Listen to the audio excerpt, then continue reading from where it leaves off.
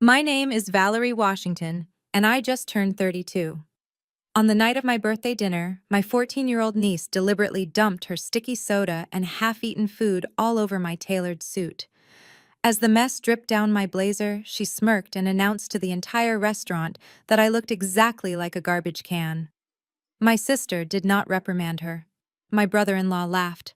My mother handed the teenager an envelope of cash to go shopping to calm her nerves. I did not scream. I just smiled, wiped my face and walked out. By 6:50 the next morning, my sister woke up to find both her luxury cars repossessed by the very person she had just humiliated. Me. Before I continue the story, let me know where you are watching from in the comments below. Hit the like button and subscribe if you have ever had to serve cold hard justice to toxic family members who thought they could walk all over you. Growing up in Atlanta, I was always the outsider in my own family. I was the quiet, analytical one, the girl who preferred spreadsheets and logic to designer bags and country club gossip. I became a forensic accountant, someone who uncovers financial fraud for a living. It is a lucrative and highly respected profession, but to my mother, Yvonne, it meant absolutely nothing because it did not look glamorous on a social media feed. The golden child of our family was my older sister, Gabrielle. Gabby was 35, obsessed with appearances, and married to Preston Kensington, a 38-year-old white wealth manager who loved to throw his supposed status in everyone's face. Gabby ran a high-end fashion boutique, and my mother paraded her around our community church as the ultimate success story. For my 32nd birthday, my mother insisted we celebrate at an incredibly exclusive, outrageously expensive French restaurant downtown. I should have known the dinner was not actually about celebrating me. It was just another stage for Gabby and Preston to show off their perceived wealth and for my mother to bask in their glow. When I arrived at the private dining room straight from my office, I was wearing a sharp, custom-tailored charcoal suit. I felt good about myself. I had just closed a major corporate audit and was ready for a peaceful evening. The table was already full when I walked in. Gabby was draped in a silk dress flashing a diamond tennis bracelet that my trained eyes immediately recognized as cubic zirconia based on the light refraction. Preston wore a custom suit swirling a glass of scotch and looking bored. Beside them sat their 14-year-old daughter Harper, who was aggressively chewing gum and ignoring everyone in favor of her smartphone. My mother sat at the head of the table, naturally ordering the most expensive appetizers on the menu before I even sat down. The dinner was agonizing. Preston spent the first hour loudly discussing his investment portfolios, deliberately using complex financial jargon and glancing at me to see if I was intimidated. As a forensic accountant, I knew exactly what he was talking about, and I also knew his math was fundamentally flawed. But I stayed quiet. Gabby spent her time complaining about the hired help at her boutique while my mother nodded sympathetically, praising Gabby for being such a brilliant entrepreneur. No one asked how my day was. No one mentioned my career. The only time they addressed me directly was when Preston made a joke about how I needed to find a rich husband so I could stop working like a common laborer. Then came the main course. The waiters brought out steaming plates of steak lobster and rich dark sauces. Harper was complaining loudly that she hated her expensive meal. I was sitting directly across from her, quietly cutting my steak when it happened. Harper stood up abruptly, grabbing her heavy porcelain plate and her massive glass of dark, sticky cola. She did not trip. She did not stumble. She looked me dead in the eye, took a step forward, and tipped her hands forward. The entire plate of half-chewed food dripping in thick gravy along with 20 ounces of freezing cold soda splashed directly onto my chest. The ice cubes hit my collarbone. The dark liquid soaked instantly into my white silk blouse and my custom charcoal blazer. The wet food slid down my lap and onto my leather shoes. I sat perfectly still, the shock freezing the air in my lungs. "Oops," Harper said. Her voice was loud, clear, and dripping with malicious joy. "Look at you now, Auntie Val. You look exactly like a garbage can." I waited for the gasp. I waited for my sister to jump up and apologize for my mother to scold the child for such a blatant act of disrespect. Instead, a bark of laughter cut through the silent dining room. It was Preston. He was leaning back in his chair, genuinely amused. "Calm down, Val," Preston chuckled, swirling his scotch. "I know you are not used to fine dining establishments, but accidents happen. Do not make a scene and ruin a nice evening." I turned my gaze to my sister, water dripping from my chin onto my ruined suit. Gabby was casually examining her acrylic nails. "Stop being such an angry, sensitive black woman over a cheap suit." Gabby sighed, rolling her eyes. "You are embarrassing us in front of Preston and the other guests. Just go to the bathroom and wash it off." I looked at my mother, the woman who gave birth to me. She did not even look at my ruined clothes. She reached into her designer handbag and pulled out a thick envelope of cash. She reached across the table and handed it to Gabby. "Take this $2,000, my mother said soothingly, patting Gabby's hand. "Take Harper shopping tomorrow. All this shouting and tension is upsetting the poor child. She needs something to calm her nerves." I sat there covered in garbage while my family comforted the teenager who had just assaulted me. The humiliation was designed to break me, to force a reaction, to make me scream, so they could point their fingers and call me the crazy, bitter sister. They wanted me to explode so they could play the victims. My forensic accounting training had taught me how to detach emotion from data. Right now, the data was clear. These people were not my family. They were parasites, and parasites do not deserve emotional reactions. They deserve eradication. I slowly picked up a pristine white cloth napkin from the table. I wiped the sticky soda from my face with methodical, deliberate movements. I stood up, my posture perfectly straight, despite the mess clinging to my clothes. I looked down at the four of them.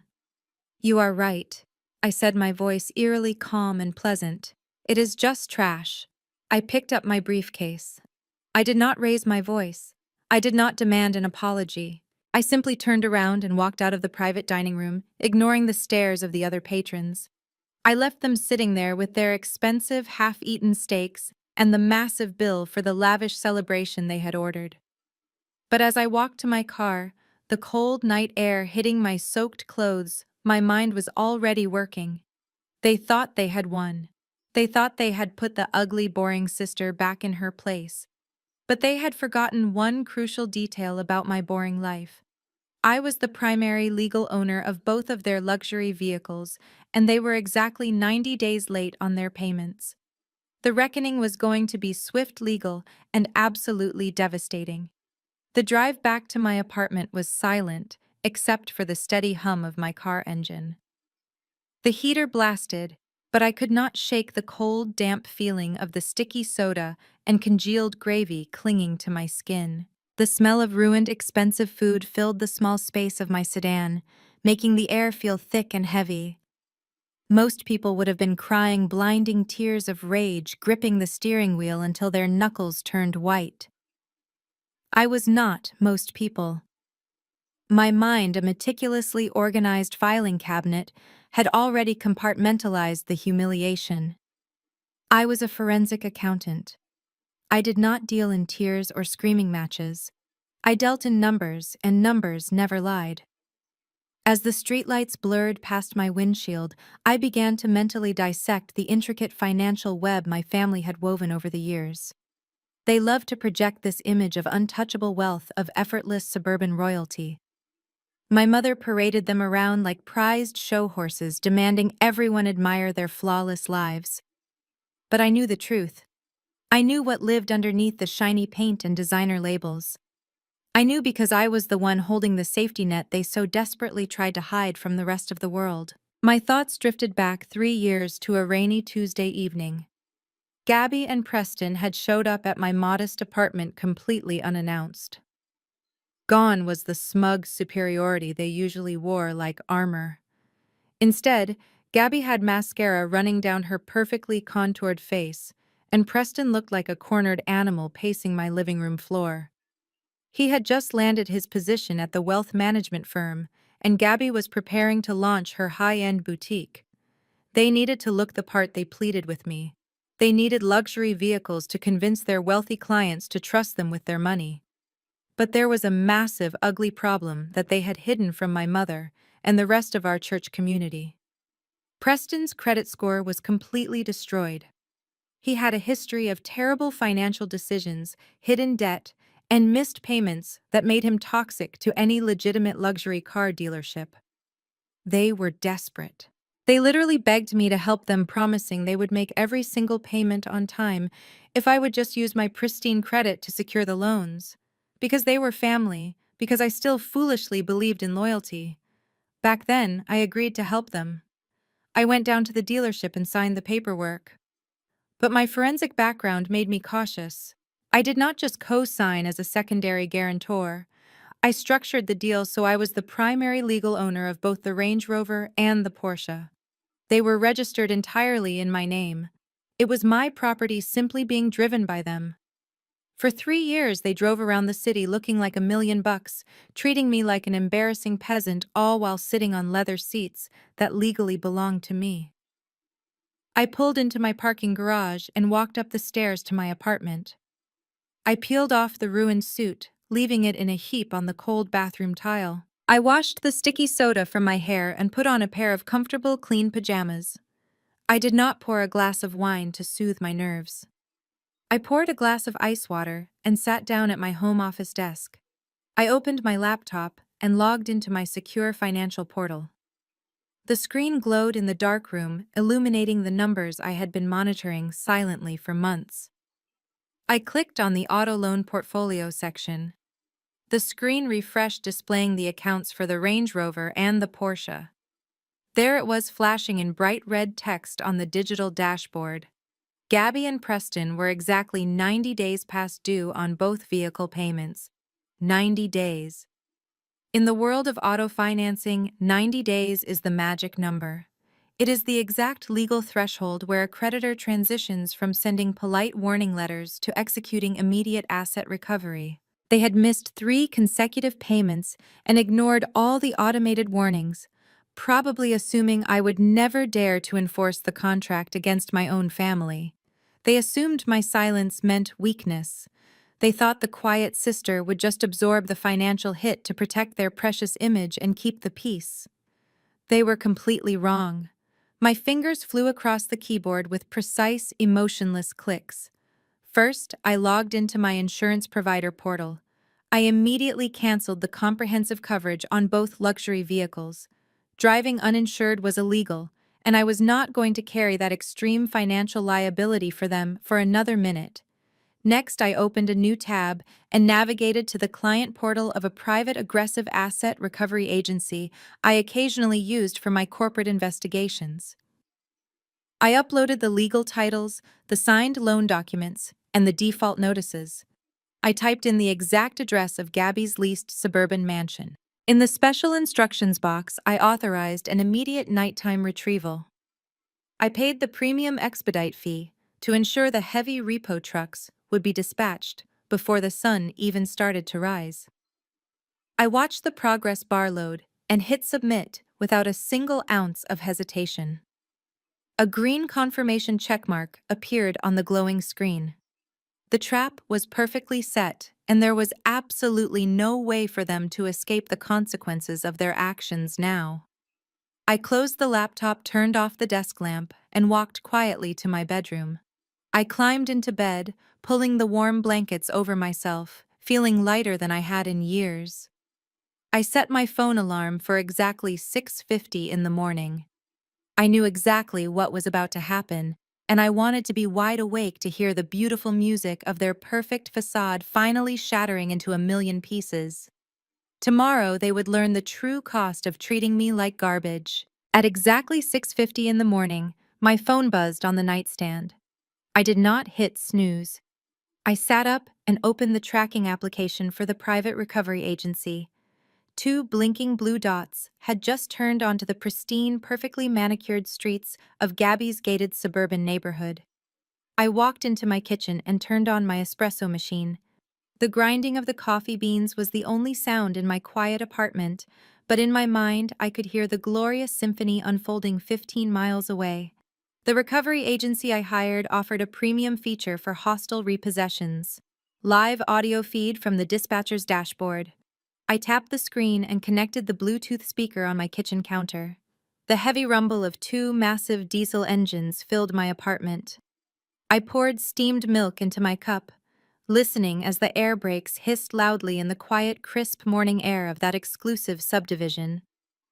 The trucks had backed into Gabby's wide circular driveway. The sound of heavy metal chains clanking against the pavement echoed through the speaker. Those chains were wrapping around the axles of a pristine white Range Rover and a sleek black Porsche Cayenne. Those cars were the lifeblood of Gabby's fake persona. She used the Range Rover to parade Harper around the private school drop-off line, making sure all the other mothers saw the emblem. Preston used the Porsche to valet at expensive steakhouses, pretending he was a titan of Wall Street. They were nothing but expensive metal shells bought with my pristine credit score. Then came the noise I had been waiting for: the heavy oak front door of Gabby's leased mansion flying open. "What do you think you are doing?" Preston's voice boomed through the audio feed. He sounded breathless and panicked. "Get away from those vehicles right now!" I took a slow, warm sip of my espresso. I could picture him perfectly, running down the driveway in his expensive silk bathrobe, his bare feet slapping against the cold concrete, his face red with indignation. Preston was a man who relied entirely on his white privilege and his supposed status to bully people into submission. He was used to service workers bowing their heads. He expected the massive repo men to cower and apologize for stepping onto his property. "I am calling the police!" Preston screamed, his voice cracking with a mixture of fear and rage. "I am calling the mayor! Do you know who I am? I manage millions of dollars. I will sue you and your entire company into bankruptcy. You cannot touch my property. My lawyers will destroy you." The repo agent, a seasoned professional who dealt with angry frauds every single day, did not raise his voice. He simply let the hydraulic lifts whine as they hoisted the heavy Range Rover off the ground. The mechanical groans of the tow truck were music to my ears. "Sir, this is not your property."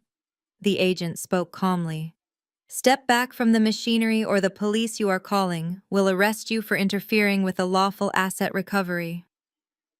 I heard the rustle of paper through the speaker. The agent was handing Preston the legal documentation. "Look at the signature, sir," the agent said. "Valerie Washington authorized this immediate retrieval. These vehicles belong to her. The accounts are exactly 90 days delinquent. We are taking them back to the legal owner. Have a nice morning." There was a long, suffocating silence on the feed. Preston's blustering threats completely evaporated. The realization hit him like a physical blow. The quiet, boring sister-in-law, the one he mocked for not understanding fine dining, the one he watched get covered in garbage the night before, had just legally stripped him of his most prized status symbols in broad daylight. Neighbors were surely peeking through their custom blinds, watching the great Preston Kensington standing helpless in his bathrobe while his luxury cars were towed away like literal trash. The audio feed clicked off as the trucks pulled out of the driveway. The silence in my kitchen returned. I set my espresso cup down and waited. I did not have to wait long. At exactly 7:05, my phone screen lit up. An incoming call from Gabby. The picture on the caller ID was of her and Preston smiling smugly at a country club event. I let it ring 3 times before I answered. I wanted her to sweat. Valerie Gabby shrieked into the phone the second the line connected. Her voice was hysterical, completely devoid of the condescending drawl she used the night before. "Valerie, tell me this is a mistake. Tell me you did not send tow trucks to my house." The neighbors are watching Valerie. The neighbors saw everything. Harper is crying in the window. She was not crying because she had lost her cars. She was crying because her facade was broken. The illusion of her perfect, wealthy life was being dragged down the street on the back of a flatbed truck for the entire neighborhood to witness. The shame of being exposed was tearing her apart. I leaned against my kitchen counter and looked out the window at the rising sun.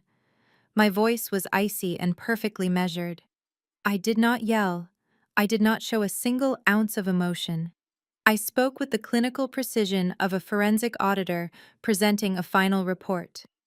Sister, I said calmly, you are exactly 90 days delinquent on your financial obligations. Gabby was hyperventilating now. Valerie, please. Preston is going to fix it. We just had a slow quarter at the firm. The economy is tough right now. You cannot do this to us. We are your family. How could you humiliate us like this? We need those cars to maintain our image. I remembered the sticky soda running down my chest. I remembered the envelope of cash my mother handed her to go shopping. I remembered the laughter echoing in that private dining room. They did not care about humiliating me. They reveled in it. As the primary legal owner, I had to mitigate my financial liability. I replied, my tone entirely professional and devoid of any empathy whatsoever. The contracts you signed were very clear. You failed to uphold your end of the agreement for 3 consecutive months, so I removed my assets from your possession to protect my credit. But how are we supposed to get around? Gabby sobbed loudly into the receiver. Preston has high-profile client meetings today. How is Harper supposed to get to her private school? You left us with nothing, Valerie. You ruined our morning. I took another sip of my coffee. The dark, bitter flavor matched the moment perfectly. I suggest calling an Uber to drop Harper at her private school today, I said. And Gabby? What? She sniffled, hoping for a shred of sympathy. Maybe remind your daughter to be careful not to spill any soda in the back of the Uber. They charge a very steep cleaning fee for trash. I ended the call. I did not wait for her response. I set the phone face down on the marble counter. The first domino had officially fallen. The cars were just the beginning. They were the shiny metal hood ornaments of a much larger, much darker financial disaster. Preston and Gabby had built their entire existence on a foundation of lies and unpaid debts. They thought they could use my clean credit and my quiet nature to prop up their failing lifestyle indefinitely. But they had severely miscalculated. They had pushed a forensic accountant to the breaking point, and now I was going to audit their entire lives. The real investigation was only just beginning. My phone screen lit up exactly 2 hours later with a text message from my mother, Yvonne, demanding my immediate presence at her house. It was not a request, but a strict summons. She expected me to rush over, apologize for my actions, and hand back the keys to the kingdom. I took my time. I showered, changed into a crisp navy blue pantsuit, and gathered my physical files into my leather briefcase. I drove to my mother's house in the affluent suburbs, a neighborhood she bragged about constantly despite the fact that she was always struggling to pay her annual property taxes. When I walked through the heavy oak front door, the atmosphere in the room was immediately hostile. The air felt thick with resentment and unsaid accusations. Gabby was curled up on the expensive white living room sofa, dabbing her dry eyes with a tissue, playing the victim role flawlessly. My mother stood in the center of the room with her arms crossed tightly over her chest, looking at me as if I had committed some unforgivable crime.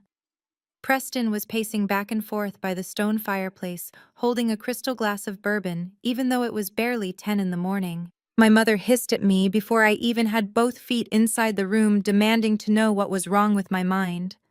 She asked how I could be so vicious and calculating toward my own sister. I stood my ground, holding my briefcase firmly by my side. I did not flinch or look away. I calmly stated that there was nothing vicious about holding adult individuals accountable for their legally binding financial contracts.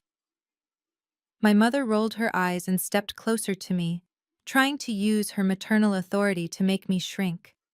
She told me that families are supposed to help each other through rough patches, and that I was acting like a cold-blooded monster over a simple misunderstanding. Gabby sobbed loudly from the sofa, claiming I had deeply traumatized her daughter Harper by having the cars towed away in broad daylight, while all the wealthy neighbors watched. My mother pointed a perfectly manicured finger at me and demanded that I call the recovery agency right now to have both vehicles returned to their driveway by noon.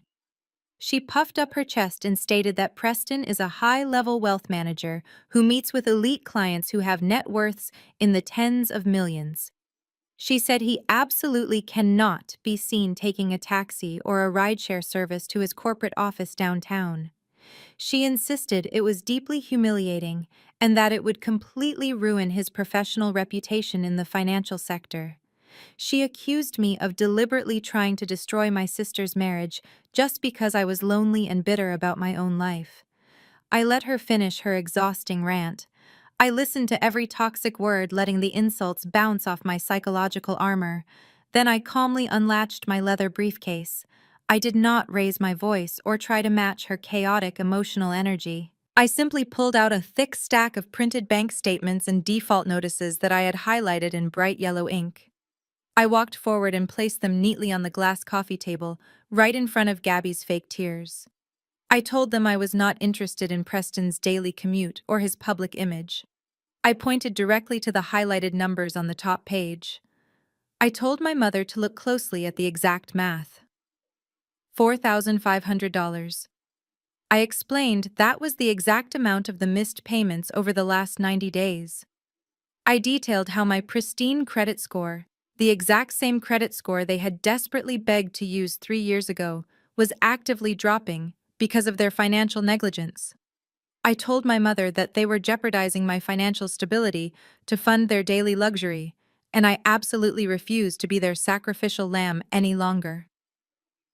My mother barely glanced at the legal papers. She waved her hand dismissively, calling it a minor cash flow issue that Preston would sort out by next week.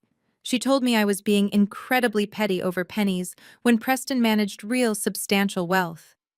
That was the moment Preston finally stepped in. He set his bourbon glass on the mantel and walked over to me, trying to use his height to physically intimidate me. He stood far too close, invading my personal space and looking down his nose at me. He had that arrogant corporate smirk plastered on his face, the one he used to bully people who he felt were beneath his social and economic tax bracket. He told me to listen to him very carefully. He sneered and said I was severely overstepping my boundaries. He told me that I sit in a dull cubicle all day looking at basic spreadsheets and that I am nothing but a glorified bookkeeper. He said I do not understand how high-level finance actually works in the real world. He arrogantly explained that money gets tied up in complex investments and that liquidity naturally fluctuates. He bragged that he moves more money in a single afternoon than I will see in my entire pathetic lifetime. He leaned in closer and told me, I am just jealous of his enormous wealth and jealous that my sister has a beautiful, luxurious life while I have absolutely nothing going for me. He fully expected me to cower. He expected me to shrink away and apologize for not understanding his brilliant financial mind. But as he stood there trying to verbally crush me, my eyes naturally scanned his appearance. My forensic training kicked in instantly, analyzing every visual data point in front of me. He was wearing a bespoke wool suit that easily cost $3,000. His watch was a heavy gold luxury timepiece. His tie was pure imported silk. From the ankles up, he looked every bit the successful Wall Street titan he claimed to be. But then my gaze dropped to the floor. He was wearing custom Italian leather Oxford shoes, but the leather near the instep was deeply cracked and peeling from obvious neglect. The dark polish was hastily applied to hide the severe scuffs along the sides, and the thick leather soles were worn completely thin, with a visible hole starting to form near the toe box. My brain processed the glaring discrepancy in a fraction of a second. A man who truly manages millions of dollars, a man who easily drops thousands on a custom-tailored suit, does not wear shoes that are literally falling apart. He replaces them immediately, or he pays a cobbler to resole them. Heavily worn-out shoes on a man dressed in expensive luxury labels meant only one thing to an auditor. He was cash poor. He was spending every available liquid cent on highly visible items to maintain the grand illusion of wealth. but he could not afford the basic private maintenance of his lifestyle. He was drowning in hidden debt. I looked back up into his arrogant face. I did not argue with his childish insults. I did not bother to defend my career or my firm. I just stared at the faint panic hiding behind his cold blue eyes. The repossessed cars were just the tip of the iceberg. Preston Kensington was living on the brink of a massive hidden bankruptcy, and my forensic mind registered that I was going to be the one to expose every single fraudulent penny. I did not back away from his towering frame. I held his gaze and let a knowing smile touch the corners of my mouth. "You move millions of dollars in a single afternoon, Preston?" I asked, my voice dropping to a conversational whisper that carried perfectly across the quiet room. "Then why are you carrying exactly $150,000 in secret revolving credit card debt across 4 different high-interest accounts?" The color drained completely from Preston's face. His arrogant smirk vanished, replaced by a look of sheer terror. He took a sudden step back as if I had physically struck him. "How do you—" "I mean, that is a complete lie," he stammered, his corporate confidence shattering in an instant. Gabby let out a loud, dramatic gasp from the sofa. She buried her face in her hands and began to wail. "Mom, make her stop!" Gabby sobbed loudly, her shoulders shaking with forced agony. "She is making up vicious lies to ruin my marriage. She has always hated us because we are happy, and she is miserable. She took our cars, and now she is trying to destroy Preston's career with these insane accusations. I cannot take this emotional abuse anymore." My mother did not hesitate. She did not ask Preston if my words were true. She did not question why a high-level wealth manager would be terrified by a simple accusation. Instead, she marched across the living room, her face twisted with a level of pure hatred I had never seen directed at me before. She raised her hand and slapped me hard across the face. The sharp crack echoed off the vaulted ceilings. The physical force of the blow snapped my head to the side. My cheek burned with intense, stinging heat. The room went dead silent except for the sound of Gabby's manufactured sniffles. The heavy crystal chandelier above us seemed to vibrate from the sudden violence in the air. "You are a bitter, jealous failure," my mother screamed, her voice shaking with absolute rage. "You have always been a disappointment to this family. You cannot stand to see your sister living a beautiful life while you sit alone in your empty apartment. Get out of my house, Valerie. Get out and do not ever come back." I slowly turned my head back to face her. I did not flinch. I did not raise my hand to my burning cheek. I did not shed a single tear. I just looked at the woman who had birthed me, realizing she had fully chosen her glamorous delusion over her own flesh and blood. "I understand," I said, my voice steady and completely void of any emotion. "I will leave you to your perfect family." I turned around to walk out of the living room, but as I pivoted toward the heavy oak front door, my eyes instinctively swept across the expensive glass coffee table. My forensic habits never stopped scanning for anomalies. Amidst the glossy magazines and decorative coasters, a single white document sat slightly askew. It bore the official gold-embossed logo of Kensington Capital Preston's so-called elite firm. I paused, taking a slow, measured breath. My eyes darted across the bold black text printed on the summary page. It was an account statement addressed directly to my mother, Yvonne Washington. The numbers leaped off the paper and burned themselves into my retinas. $500,000. The exact amount of my mother's hard-earned retirement savings her entire life long. 401k balance had been fully transferred. The destination account was listed as Preston's private hedge fund. My blood ran completely cold. The stinging in my cheek vanished instantly, replaced by a deep, chilling dread that paralyzed me for a fraction of a second. My mother had given him everything. Every single cent she had saved for her old age was now sitting in the hands of a man wearing broken shoes and drowning in secret debt. This was no longer just about 2 repossessed luxury cars or a petty family squabble over unpaid bills. This was a catastrophic financial crime unfolding right in front of me. Preston had not just ruined his own credit.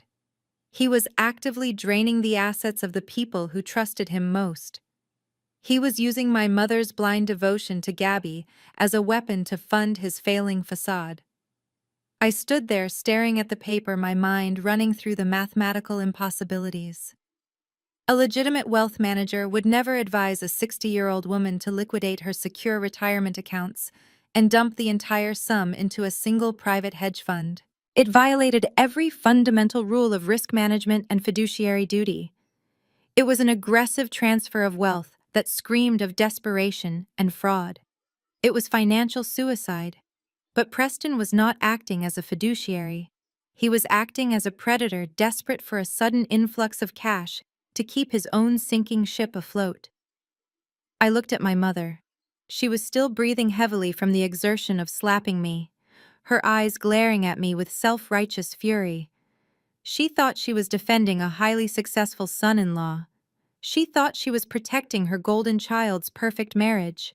She had absolutely no idea that the man standing behind her had just stolen her entire future to pay for the designer clothes on Gabby's back and the expensive bourbon in his glass. For a brief second, I considered warning her. I considered pointing to the paper and explaining the massive risk she had just taken. But the burning sensation on my left cheek reminded me of my place in this house. She had called me a bitter, jealous failure. She had slapped me across the face to protect a liar. If I warned her now, she would only accuse me of trying to sabotage Preston's brilliant investment strategy. She would never believe the ugly college dropout over the wealthy white financial genius. I tightened my grip on the handle of my leather briefcase. The rules of engagement had just fundamentally changed. Preston was not just a terrible brother-in-law who did not pay his car loans. He was a financial predator operating within my own family. The sick realization washed over me that if he had convinced my mother to hand over $500,000, he likely had other victims. People who were easily impressed by his smooth-talking corporate jargon and his supposedly exclusive private funds. My eyes met Preston's one last time. He was watching me carefully, waiting for me to leave so he could go back to playing the victim. He had no idea that I had seen the document on the table. He had no idea that he had just handed a highly trained forensic accountant the exact thread needed to unravel his entire criminal existence. I walked out the front door and let it close heavily behind me. The cool morning air hit my face, but the chill in my veins was entirely internal. The quiet sister was dead. The angry black woman trope they desperately wanted me to embody was nowhere to be found. I was stepping into the cold, calculating realm of financial justice. I walked to my car, unlocked the door, and slid into the driver's seat. I did not start the engine immediately. I sat in the quiet isolation of my vehicle and mapped out the exact sequence of events that needed to happen next. This was not just about cars anymore. This was about survival and absolute financial destruction. I was going to audit Preston Kensington until there was nothing left of his fake empire but dust and federal charges. I pulled out of my mother's driveway and merged onto the highway, heading straight for the city. The sting on my cheek had faded into a dull throb, but my mind was operating at 1,000 miles a minute. I bypassed my apartment completely and drove directly to my firm in the financial district. The weekend security guard nodded at me as I badged into the empty glass lobby. The silence of the 24th floor was exactly what I needed. I walked into my corner office, dropped my briefcase on the sleek desk, and turned on my primary workstation. The 3 massive monitors hummed to life, casting a blue glow across the dark room. I was in my element now. I pulled up my specialized forensic accounting software, the kind of database access that costs thousands of dollars a month and requires federal clearance layers to operate. I typed the words Kensington Capital into the primary search bar. Preston always spoke about his firm as if it was a titan of Wall Street, a monolithic institution that managed the wealth of the city's elite. The system loading screen spun for a fraction of a second before the initial public records populated on my right monitor. The very first red flag appeared instantly. Kensington Capital was not a registered brokerage firm. It was a limited liability company registered to a cheap registered agent service in Delaware. A legitimate hedge fund or wealth management firm requires extensive filing with the Securities and Exchange Commission. They have compliance officers, public disclosure forms, and heavily regulated audited financial statements. I ran Preston's name through the broker verification database to confirm his financial licenses. He held a basic Series 7 license, which allowed him to sell general securities. But his disciplinary history had a massive, gaping hole. He had been quietly let go from a mid-level banking job 5 years ago. There were no records of him managing a verified hedge fund anywhere in the state or federal systems. He was operating entirely in the dark, utilizing regulatory loopholes designed for small private investment clubs, not institutional wealth managers handling millions in retirement funds. I cracked my knuckles and began to pull the corporate tax filings and state registry documents. Preston was slick, but he was arrogant. And arrogant men always leave a digital trail. He assumed nobody in his social circle would ever dare to look behind the curtain. He relied on his expensive bespoke suits and leased luxury cars to blind his clients to the total lack of actual financial infrastructure. I accessed the commercial property records for the address listed on his corporate tax filings. The prestigious downtown office space he constantly bragged about at family dinners was nothing more than a virtual mail drop.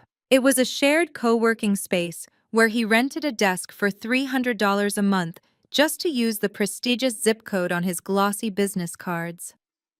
My thoughts shifted back to the documents sitting on my mother's coffee table. $500,000 transferred into his private fund. I needed to know where that money actually went. Using a proprietary financial tracking tool designed to trace corporate asset flows, I began searching for the banking institutions associated with Kensington Capital. I found a primary operating account at a regional bank. By analyzing the routing data and the publicly available creditor liens against his business, a terrifying pattern began to emerge. The money was not going into institutional clearinghouses. It was not buying blue-chip stocks or municipal bonds or secure treasury notes. The capital was moving in a frantic circular motion. I cross-referenced the incoming deposits with the outgoing wire transfers. Preston would receive a large influx of cash, like my mother's retirement savings, and within 48 hours, that exact same amount would be heavily fragmented. A portion went directly to his personal checking accounts to pay for his custom wardrobe and high-end bourbon habits. Another portion went to the commercial lease companies to keep the suburban mansion and Gabby's failing boutique from going into immediate foreclosure. But the most sinister part of the financial web was where the rest of the money traveled. The outgoing wire transfers were being sent to older individual accounts, categorized on the ledgers as dividend payouts and investment returns. I watched the screen as the transaction codes scrolled past my tired eyes, mapping out the grim reality of his operations. He was not generating any actual revenue or investment returns. There was no portfolio of stocks gaining value in a booming market. He was simply taking new investor capital and using it to pay off the older investors to create the illusion of massive profits. It was the most basic, destructive form of financial fraud in existence. I sat back in my leather chair, the cold realization washing over me and completely chilling the blood in my veins. My brother-in-law was not just a bad businessman struggling with temporary cash flow issues. He was the architect of a textbook Ponzi scheme. I pulled up the final layer of routing data to see where the ultimate safety stash was hidden. The digital trail led away from the domestic banking system entirely. I pulled the business registration data for the offshore entities that were receiving the remaining funds. They were all registered within the last 6 months under names of fictitious corporate directors. Preston had deliberately structured the international routing numbers to bypass standard anti-money laundering triggers by keeping the transfers just under the federal reporting thresholds. It was a technique called smurfing, and it was highly illegal. I mapped out the entire network on my digital whiteboard, connecting the dots between Kensington Capital, the Delaware Limited Liability Company, and the offshore accounts. The final destination was a secure, unnumbered financial trust in the Cayman Islands. Every single arrow on my screen pointed to an inevitable, devastating collapse. The math was completely undeniable. When a Ponzi scheme reaches the point where the operator has to steal from his own mother-in-law to maintain liquidity, the end is only days away. He was bleeding his own family dry to buy himself enough time to disappear completely. He was actively preparing to run. The worn-out soles on his expensive leather shoes, the frantic screaming anger over the repossessed luxury cars, the aggressive demand for my mother's entire retirement fund. It all pointed to the final desperate stages of a collapsing criminal enterprise. He knew the incoming capital was drying up, and he was siphoning every last cent he could steal before the entire house of cards imploded. My mother had blindly handed her entire life over to a criminal who was quietly packing his golden parachute. Preston Kensington was not a wealth manager. He was a federal criminal, and I was looking at the exact digital blueprint needed to put him in a maximum security prison for the rest of his life. The digital blueprint of Preston's crime sat glowing on my monitors, but I needed to know exactly who was funding this sinking ship. The offshore transfers were the exit strategy, but the domestic deposits were the fuel. I opened a new query, running a reverse search on the inbound routing numbers feeding into Kensington Capital over the past 18 months. My mother transferring her $500,000 was a massive injection of cash, but it was not the only one. There were dozens of other deposits ranging from $50,000 to $200,000. I exported the depositor names into a plain text spreadsheet and began running background checks on the individuals. As the demographic data populated on my screen, a sickeningly familiar pattern began to take shape. Ruth Carmichael, age 72, Deacon Thomas Wright, age 68, Martha and Leonard Davis, ages 75 and 77. My stomach dropped as I read down the list of names. I knew these people. I had known them my entire life. These were not institutional investors or high-net-worth venture capitalists. These were the senior members of my mother's megachurch in downtown Atlanta. These were the elderly Black men and women who had spent decades working as teachers, postal workers, nurses, and transit employees, carefully building their retirement nest eggs. My mother, Yvonne, was a prominent figure in that congregation. She sat on the finance committee and hosted the lavish charity dinners. She was the golden woman of the parish. The sheer, absolute evil of Preston's strategy hit me like a physical blow to the chest. He was practicing textbook affinity fraud. It is a specific type of financial crime where a predator infiltrates an identifiable group, often a religious or ethnic community, to gain their trust and steal their money. Preston, a slick-talking white man in bespoke suits, had used his marriage to Gabby and my mother's influential status to penetrate a wealthy Black church. He had used my mother as his unwitting Trojan horse. He would show up to Sunday services standing tall and pious beside my sister, acting like the perfect son-in-law. My mother would parade him around, introducing him to all her elderly friends as her brilliant wealth manager. She would boast about the incredible returns he was generating for her and Gabby. The elderly parishioners, trusting their beloved sister in Christ Yvonne, would eagerly hand over their life savings to this smooth-talking outsider who promised to protect their future.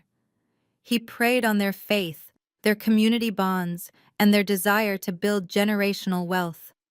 My hands gripped the edge of my desk as a wave of pure, unadulterated rage washed over me. This was no longer just a petty family squabble about leased luxury cars or a ruined birthday suit.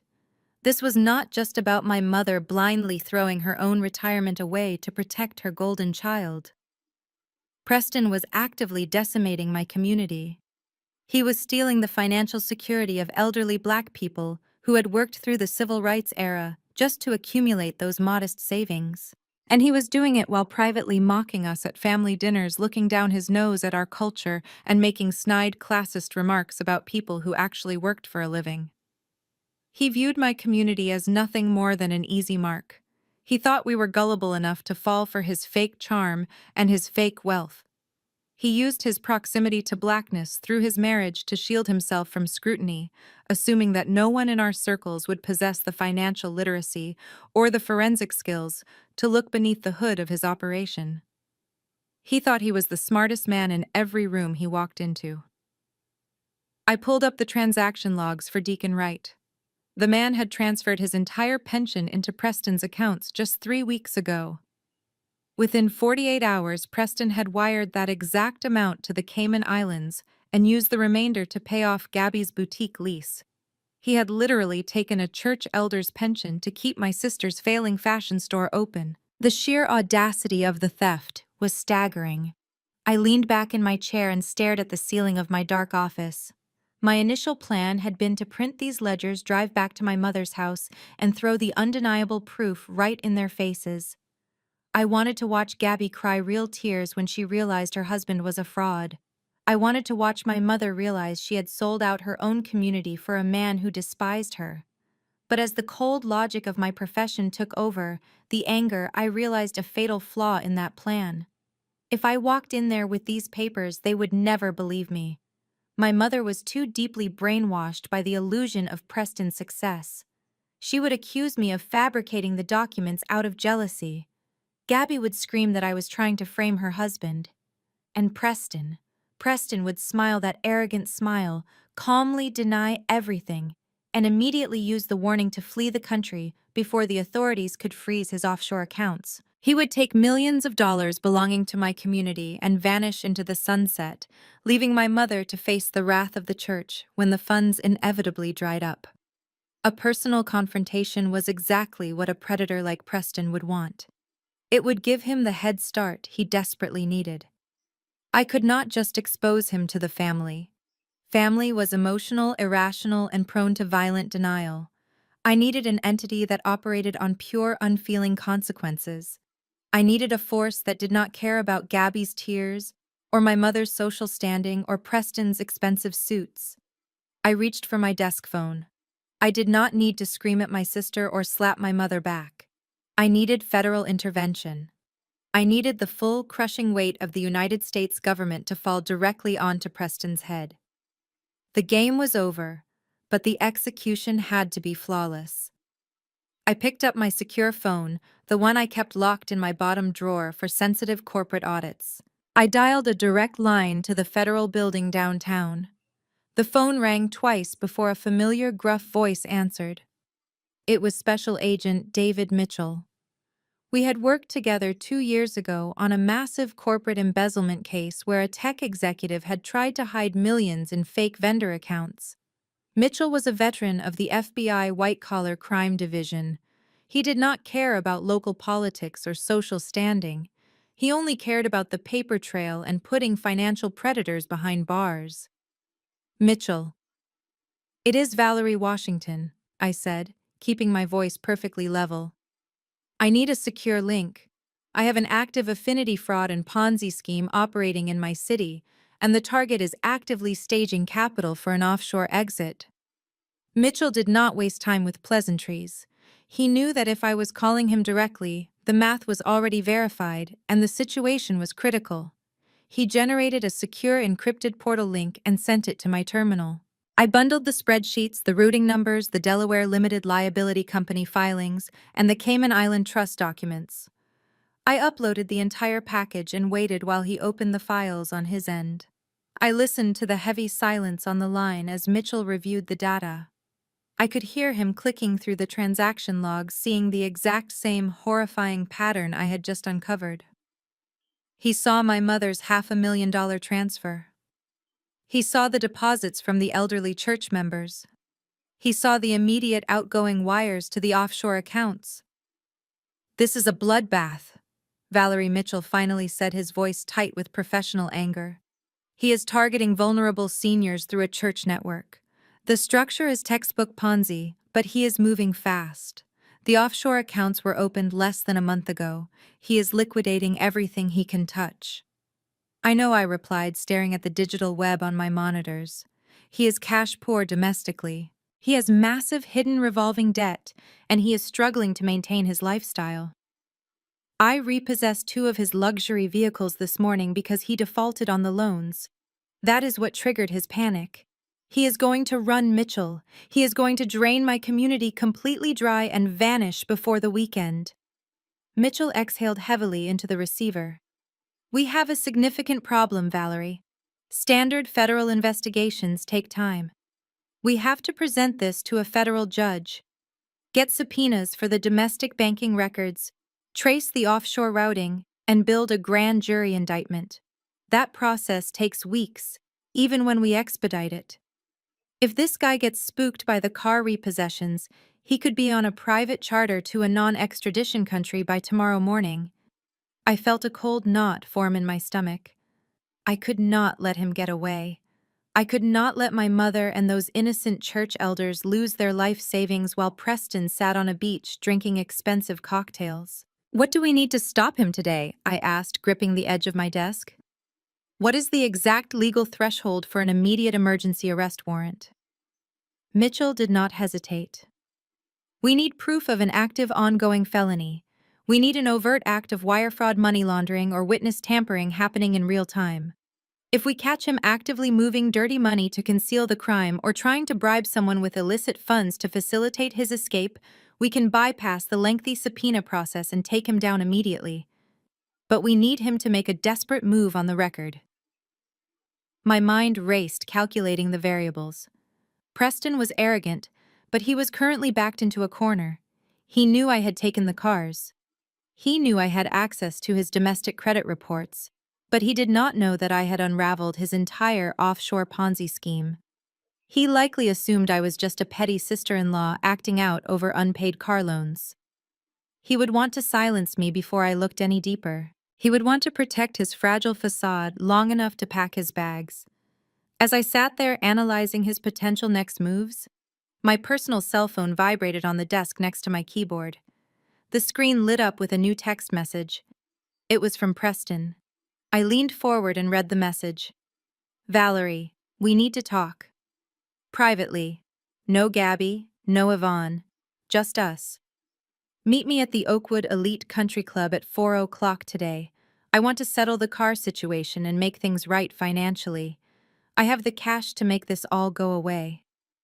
A slow, chilling smile spread across my face. It was as if the universe had just handed me the exact weapon I needed to destroy him. Preston was panicking. He was trying to buy my silence. He thought he could throw a stack of stolen money at the ugly college dropout and make his problems vanish. He was inviting me to a highly exclusive white-majority country club, hoping the intimidating environment would force me to submit to his authority. Mitchell, I said, my eyes locked on the text message. Our target just made his desperate move. He wants to meet me privately this afternoon at his country club. He is offering to settle the financial situation with cash to make it all go away. I heard the shift in Mitchell's demeanor. The seasoned investigator was instantly on high alert. Valerie, that is a trap. He is going to try to intimidate you or bribe you with stolen investor capital. He is dangerous when cornered. I know it is a trap, I replied smoothly. But he thinks he is trapping a terrified bookkeeper. He does not know he is dealing with a forensic auditor who already holds his digital death warrant.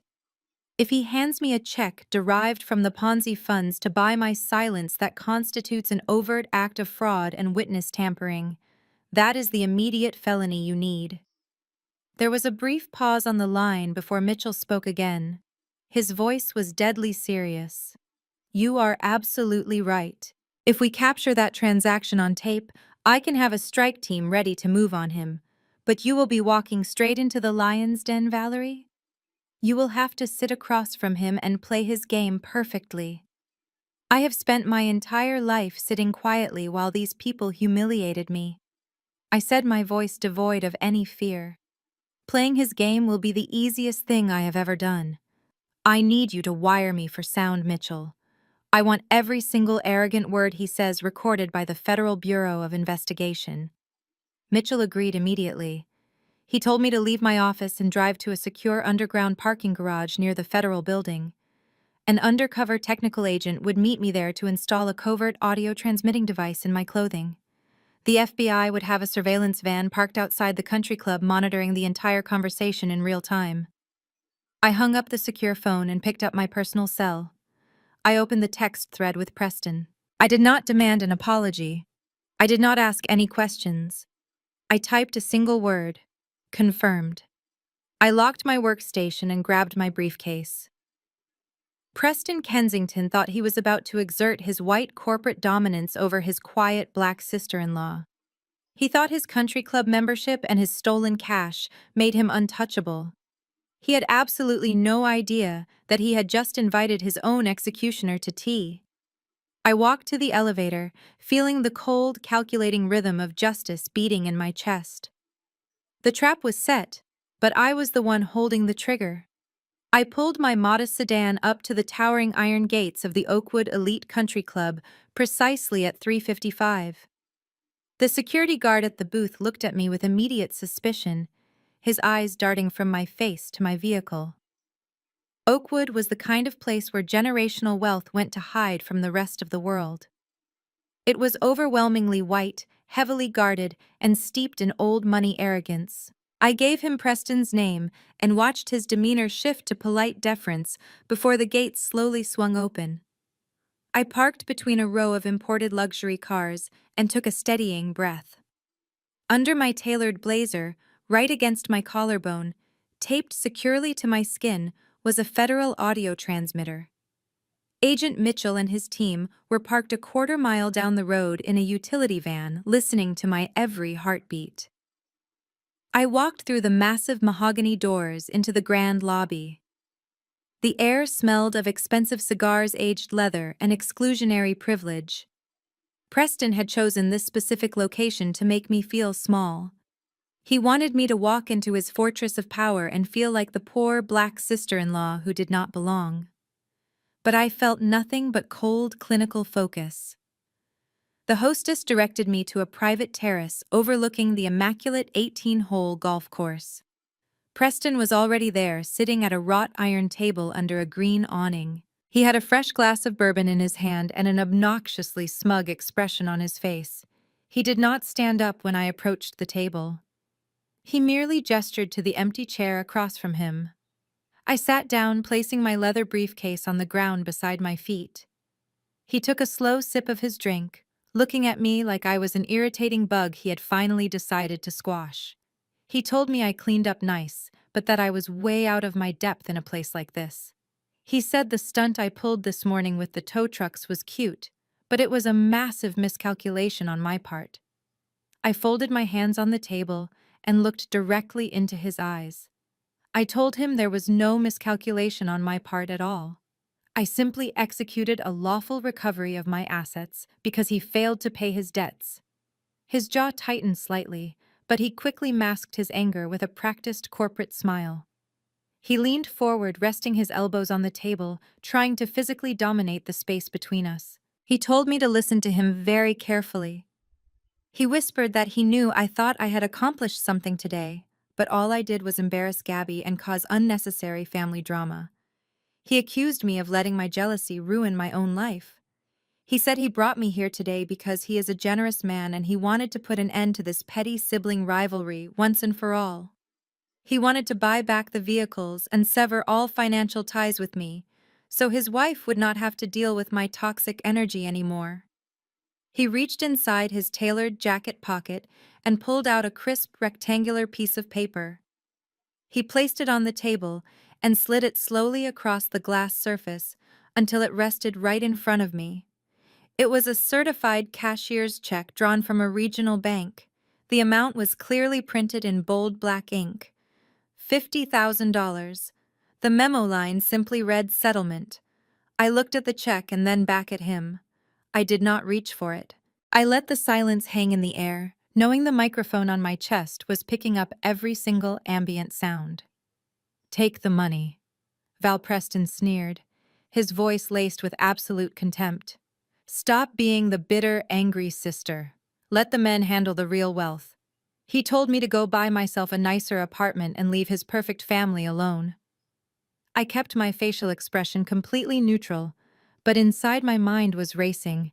I needed him to say the exact words to trigger the federal wire fraud statute. I looked at the check again and feigned a look of confused hesitation. I told him that $50,000 was a lot of liquid cash for a man who could not afford to pay his car notes for 3 months. I asked him directly where he suddenly got this kind of money, especially since I knew his business credit was tapped out and his personal accounts were frozen. Preston's ego could not handle the implication that he was broke. He could not resist the urge to prove his superior intellect to the woman he despised. He laughed, a harsh, arrogant sound that echoed across the empty terrace. He mocked me, asking if I really did not understand how high finance worked. He said he did not need personal credit because he managed a private hedge fund with millions of dollars moving through his accounts every single week. He proudly stated that this $50,000 was nothing to him. He leaned back and explicitly bragged that the funds came directly from new investor capital that just cleared his accounts this morning. He smiled and told me that Deacon Wright and a few other lovely seniors from my mother's church had just decided to expand their portfolios with him, and he was simply reallocating a minor percentage of their fresh deposits to clean up this annoying little car situation. There it was, the golden ticket. The absolute, unvarnished truth spoken clearly into a federal recording device. Preston Kensington had just explicitly admitted to taking new investor capital from elderly church members and using it to pay off his personal debts and bribe his sister-in-law. It was the textbook definition of wire fraud, money laundering, and operating a Ponzi scheme. He had just handed the FBI his own signed confession on a silver platter. I slowly reached out and picked up the cashier's check. I folded it neatly in half and tucked it into the inner pocket of my blazer, right next to the hidden microphone. I looked at Preston. He was smirking, leaning back in his chair, looking incredibly pleased with himself. He truly believed he had just bought my silence forever. He thought his money and his white privilege had put the angry black woman back in her place. I stood up, picking my briefcase off the floor. I told him that our business was officially concluded. I turned around and walked away, leaving him sitting on the terrace drinking his expensive bourbon in total blissful ignorance. I walked back through the country club lobby, the heavy mahogany doors closing behind me for the last time. I got into my modest sedan and drove out through the iron gates. I did not go home. I drove exactly 3 blocks down the tree-lined street and pulled into a deserted public park parking lot. A plain white utility van was idling quietly under the shade of a large oak tree. I parked next to it and got out. The side door of the van slid open, revealing Agent Mitchell sitting in front of a bank of glowing audio equipment. He had his headphones pulled down around his neck and a grim, satisfied smile on his face. I reached into my blazer pocket and pulled out the folded cashier's check. I handed it directly to Mitchell, along with a silent nod. Mitchell took the check, examining the $50,000 amount and the bank routing numbers. "We got him," Valerie Mitchell said, his voice low and heavy with absolute certainty. "We have the audio confession, and we have the illicit funds crossing state lines. The warrant is as good as signed. You did your job perfectly. Now it is time for us to do ours." A full 7 days passed since the moment I handed that cashier's check to Agent Mitchell. A week is a strange measurement of time when you know a catastrophic event is barreling toward your family. For 7 days, I went to my corporate office. I drank my morning espresso. I reviewed financial ledgers, and I existed in a state of absolute chilling silence. I did not block Gabby's phone number, but I did not answer her calls either. Preston sent 2 text messages asking if the check cleared and telling me to confirm our arrangement was finalized. I ignored both of them. Standard federal protocol dictated that I act completely normal so as not to spook the target. Playing the role of the subdued, intimidated sister was easy because they were already so heavily conditioned to believe my silence meant submission. They assumed my lack of response meant I had taken their dirty money and quietly slunk back into my boring, unremarkable life. On Wednesday afternoon, a courier arrived at my apartment building, holding a thick, obnoxious envelope made of heavy, textured cardstock. It was sealed with custom gold wax. I opened it with a simple letter opener slicing through the pretentious gold crest.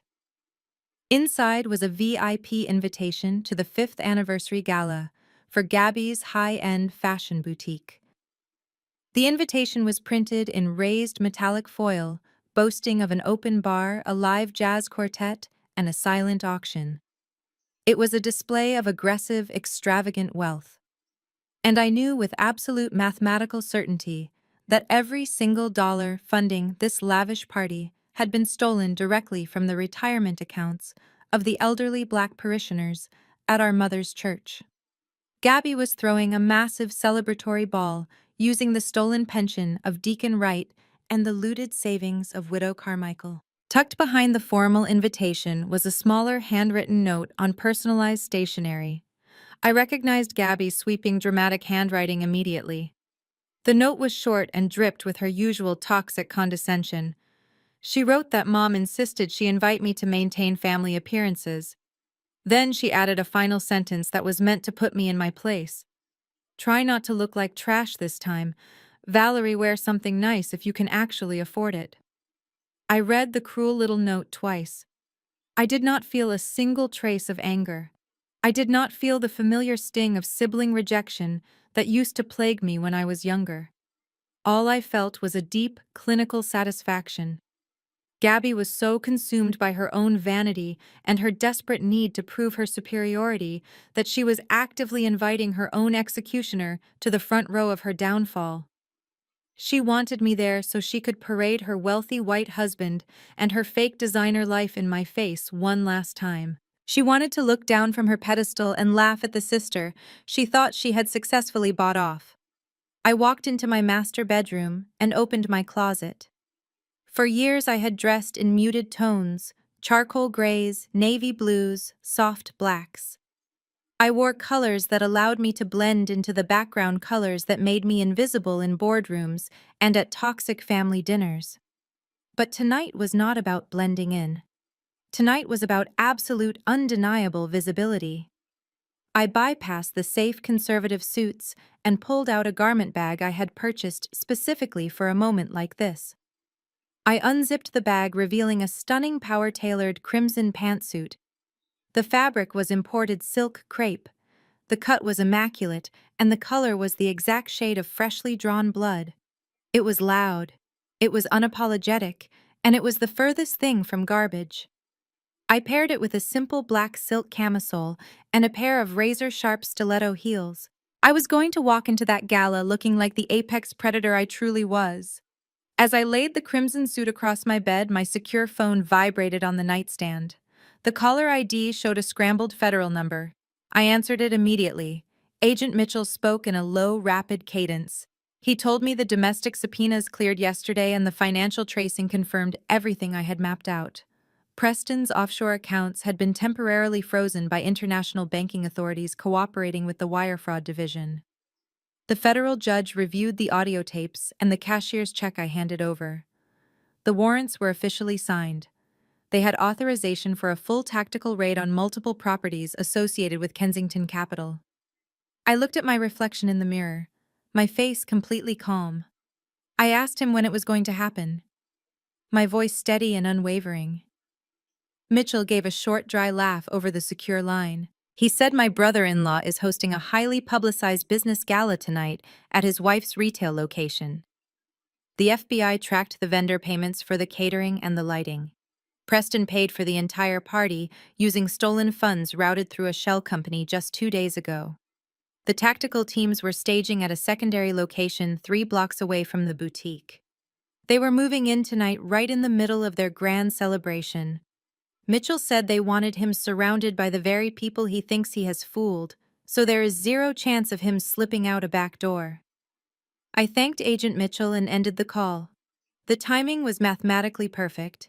Preston and Gabby were about to throw the biggest party of their lives, completely funded by stolen church money, and they had invited the entire elite social circle of Atlanta to witness it.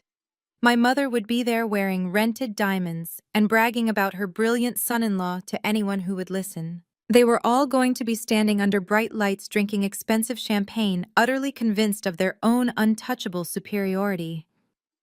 I began to get ready, carefully applying my makeup and pulling my hair back into a sleek, elegant style. I slipped into the crimson pantsuit, feeling the luxurious fabric settle perfectly against my skin. I looked in the full-length mirror and smiled a cold, dangerous smile. I did not look like a glorified bookkeeper. I did not look like the angry, sensitive sister my family constantly tried to make me out to be. I looked like a highly trained forensic accountant walking into a crime scene. I grabbed my clutch, leaving the $2,000 cash envelope my mother had given me on the counter. I did not need her pity money. I walked out of my apartment and headed toward my car. The calm before the storm was officially over. The tempest was here, and it was wearing red. I drove through the bustling downtown streets toward Gabby's flagship boutique. The venue was a massive glass and steel storefront that Preston had rented for an exorbitant amount of stolen money. Valet attendants in crisp white shirts rushed around opening doors for the wealthy elite of Atlanta. I handed my keys to a young man and stepped onto the pavement. The evening air was cool, but my crimson pantsuit made me feel invincible. I walked toward the entrance where a velvet rope and a bouncer stood guarding the door. I gave him my name and he unhooked the rope, letting me inside. The moment I crossed the threshold into the main event space, the atmosphere shifted. The room was packed with people drinking champagne and laughing at terrible corporate jokes. Crystal chandeliers cast a warm golden light over the imported marble floors.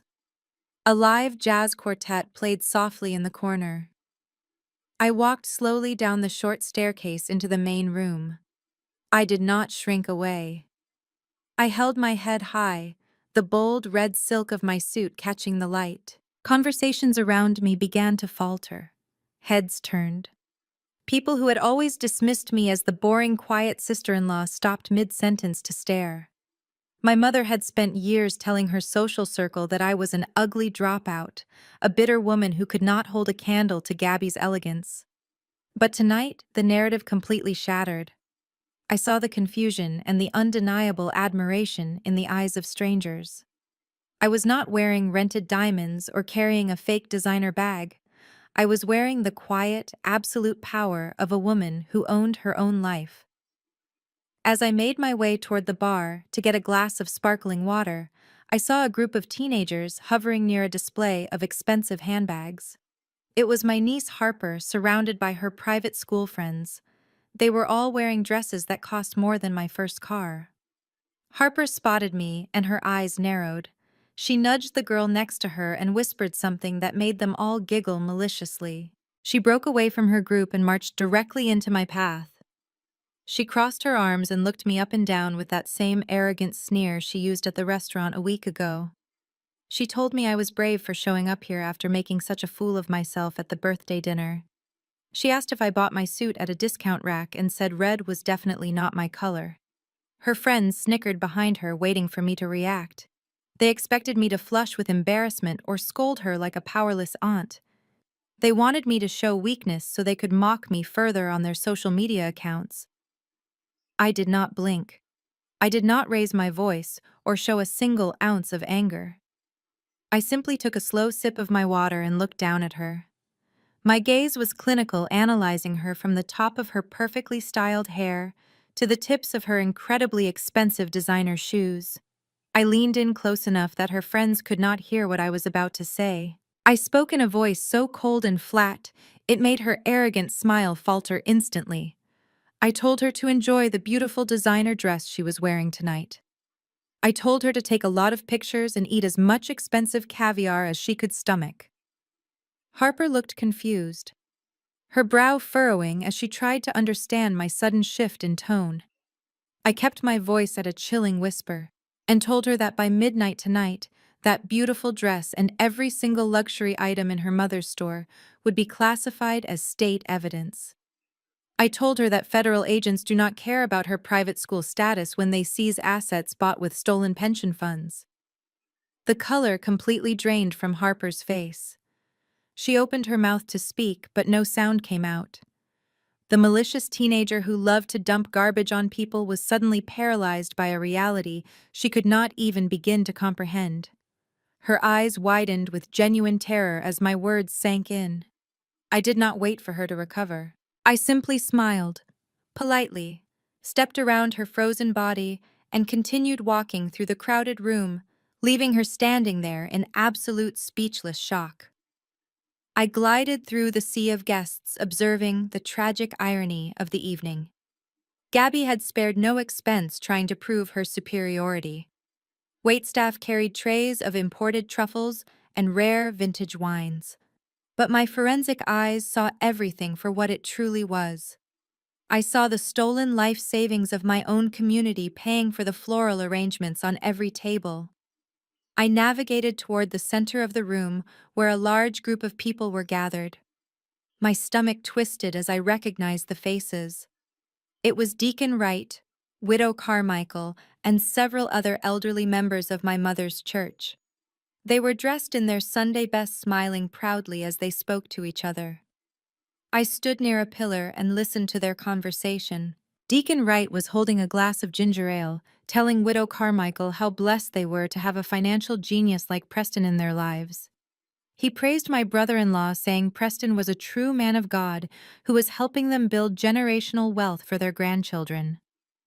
Widow Carmichael nodded enthusiastically, agreeing that my mother Yvonne was an angel for introducing them to such a brilliant and caring wealth manager. They were so happy, so trusting, and so entirely, completely deceived.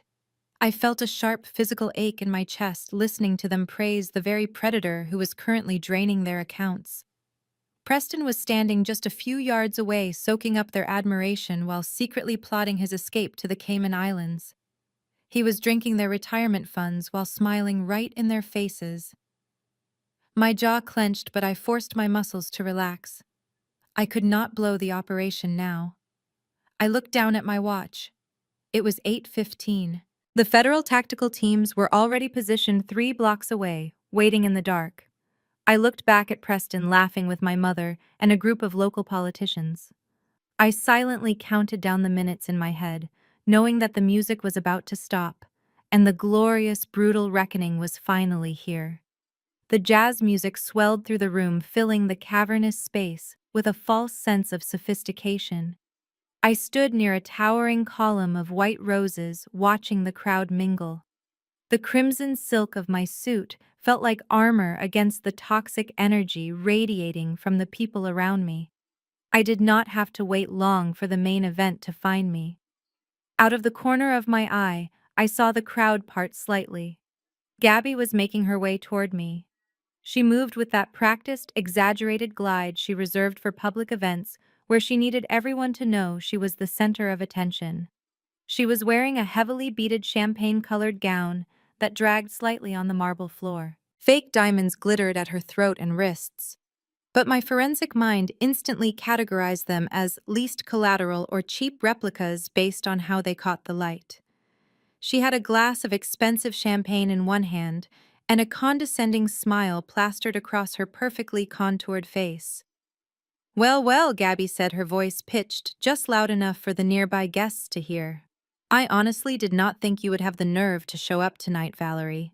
Not after the absolute tantrum you threw with those tow trucks last week." She stopped a few feet away from me, looking me up and down. I could see a flicker of genuine irritation in her eyes when she registered my outfit. She had expected me to arrive in something drab, something she could pity and mock in front of her friends. Instead, I was wearing a bespoke suit that commanded absolute attention. But Gabby was nothing if not a master of delusion.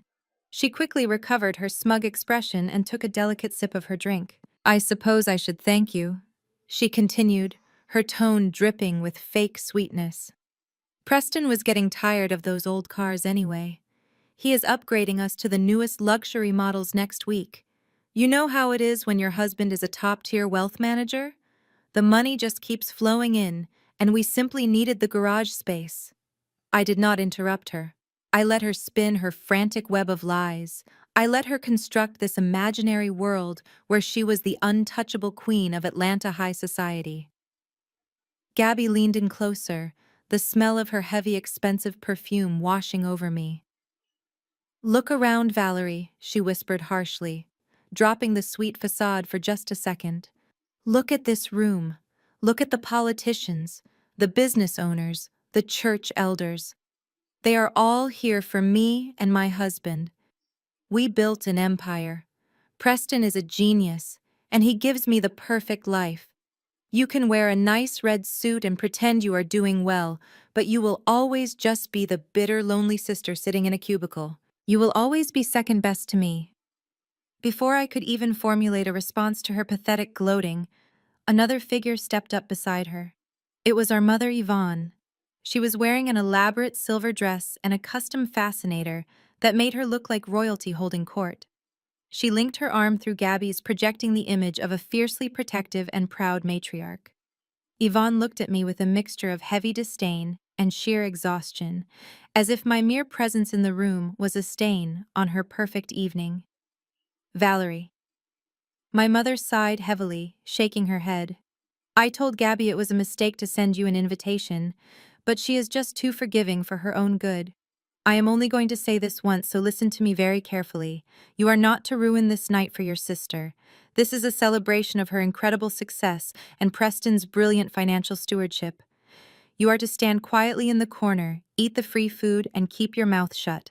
Do not speak to the important guests, and do not do anything to embarrass this family." My mother narrowed her eyes, pointing a finger directly at my chest. "And absolutely under no circumstances are you to approach Preston and beg him for a job. I know your little accounting firm cannot possibly be paying you enough to afford a suit like that, so I assume you put it on a credit card just to show off. But Preston does not hire glorified clerks to run his hedge fund. He only works with elite professionals. Do not embarrass me by asking him for handouts or trying to borrow money. We are done fixing your mistakes." I looked at the two of them standing side by side, the golden child and the enabling mother. They were entirely consumed by the illusion of their own superiority. They believed so deeply in Preston's lies that they could not see the massive sinkhole opening up directly beneath their expensive designer shoes. My mother had literally handed Preston her entire life savings, and here she was fiercely defending the man who had stolen her future. She was standing in a room paid for by the looted pensions of her own friends, and she was telling me the actual forensic auditor holding the evidence not to beg for a job. The psychological projection was almost fascinating to witness. They needed me to be a failure so their fake success could feel real. I did not argue with them. I did not defend my career or point out that my forensic firm was highly lucrative and respected nationwide. I did not tell Gabby that her husband was flat broke and currently facing federal indictments for wire fraud. I did not mention that the champagne they were drinking was bought with stolen church funds. I simply lifted my glass of sparkling water and took a slow, deliberate sip.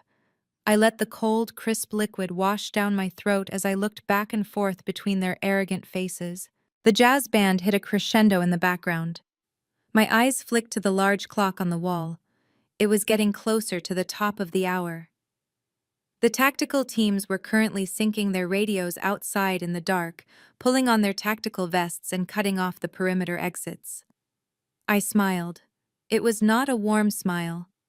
It was the terrifying, calm smile of a woman who knows the exact moment the guillotine is going to fall.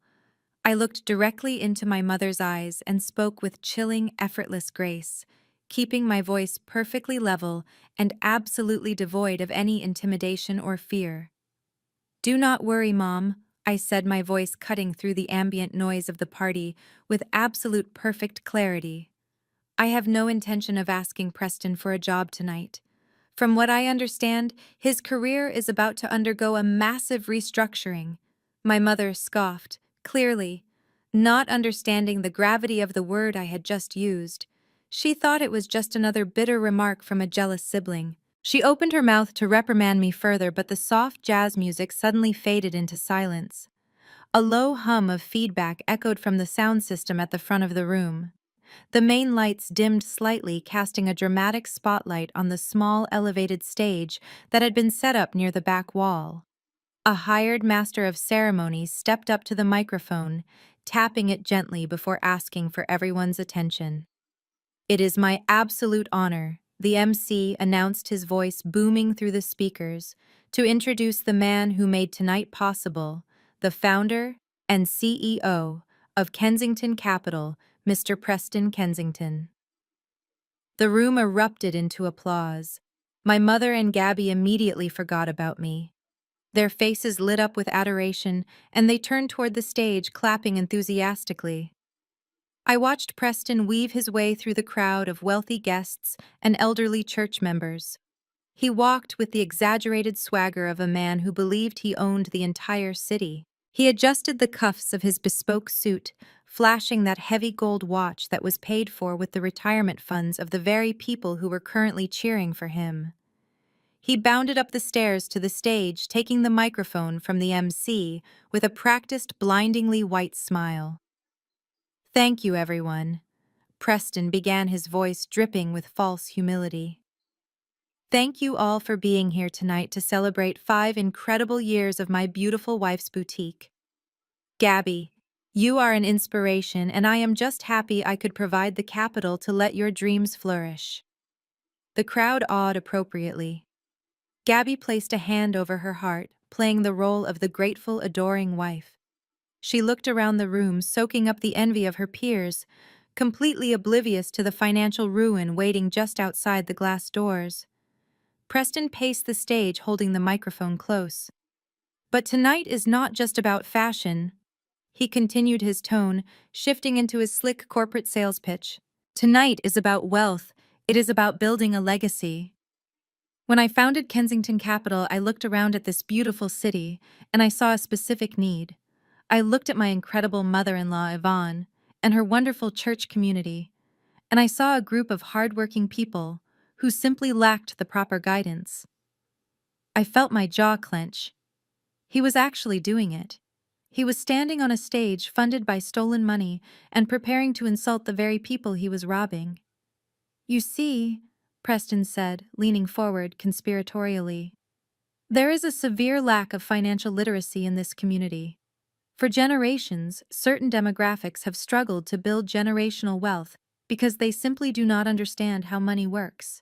They keep their savings in low-yield accounts, they hide cash under mattresses, and they miss out on the incredible growth vehicles that the elite have always utilized.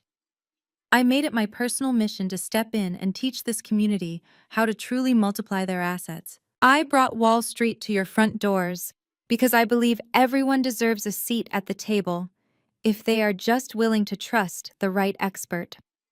I look out at this crowd, and I see the portfolios I have doubled, the pensions I have secured, and the futures I have guaranteed. It was a masterful display of racist condescension wrapped in the guise of white saviorism.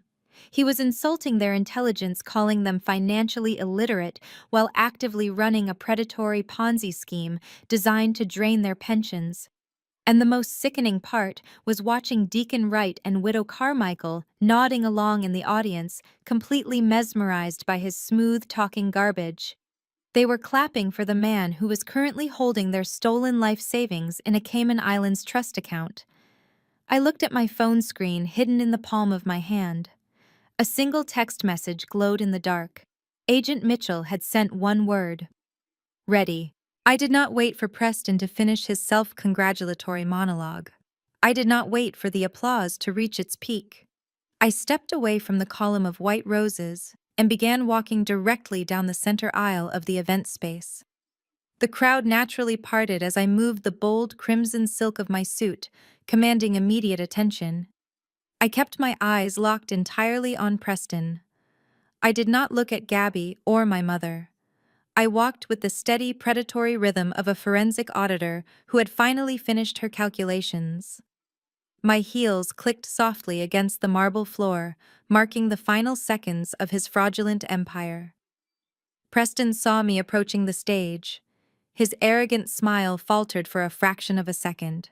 He gripped the microphone a little tighter, clearly confused as to why the quiet sister-in-law was disrupting his grand performance. He probably thought I was coming up to make a scene to cry or complain about the repossessed cars in front of his wealthy friends. He had no idea what kind of storm was walking up those 3 small wooden stairs. "What are you doing?"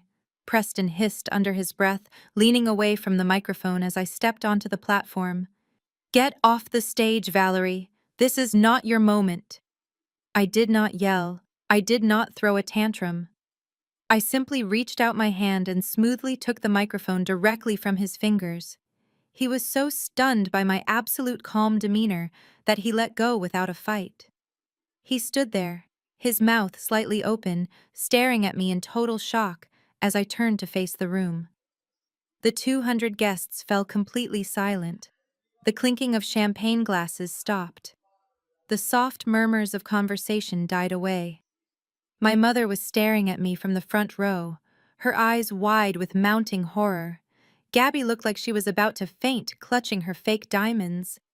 The heavy silence in the room was electric, waiting for the explosion. I lifted the microphone to my lips, my voice echoing through the massive venue with chilling clarity. "Preston is absolutely right," I announced to the silent room, keeping my tone conversational and perfectly even. "Financial literacy is incredibly crucial for this community. It is vital to understand exactly how your money is being managed. For instance, it is critically important to know the difference between a legitimate private hedge fund and a predatory Ponzi scheme." A low murmur rippled through the crowd. The wealthy elite of Atlanta shifted uncomfortably in their seats. Deacon Wright and Widow Carmichael looked at each other with profound confusion. Preston let out a forced, nervous laugh, stepping toward me with his hands raised in a placating gesture. He tried to play it off as a joke, reaching for the microphone. "Valerie, you have had a little too much champagne." He chuckled, his voice tight and breathy. "Let us get you a glass of water and sit down." I stepped out of his reach, keeping my grip firm on the microphone. My eyes swept across the room, locking onto the faces of the church elders who had trusted him. I did not raise my voice, but the sheer authority in my tone made the room freeze. "Kensington Capital is not a registered wealth management firm," I stated clearly. "It is a shell company registered to a virtual mail drop in Delaware. There are no investment portfolios. There are no high-yield municipal bonds. The money you gave him never went into the market." Preston lunged for the microphone again, but he stumbled, his expensive leather shoes slipping slightly on the polished stage. Sweat was beginning to bead on his forehead, ruining his perfect corporate facade. "Turn the sound system off," Preston yelled at the audio technician in the back of the room. "Turn it off right now. She is having a mental breakdown." The technician did not move. Agent Mitchell had already secured the perimeter, and the audio equipment was not going to be shut down. I turned my attention directly to the crowd, ignoring Preston's frantic pacing. "I am a forensic accountant." I continued, my voice projecting over his desperate commands. "For the past week, I have been running a deep dive audit on every single transaction moving through Preston's accounts. I followed the digital trail. When you handed him your retirement savings, Deacon Wright, he did not invest it. Within 48 hours, he wired that exact amount to an offshore trust in the Cayman Islands. He used a technique called smurfing to bypass federal reporting thresholds. He specifically targeted the black elderly members of my mother's church because he thought you were gullible. He thought his white privilege and his expensive suits would prevent anyone from asking to see the actual financial statements." Gasps echoed from the front row. The elderly church members clutched their chests, the horrifying reality beginning to dawn on them.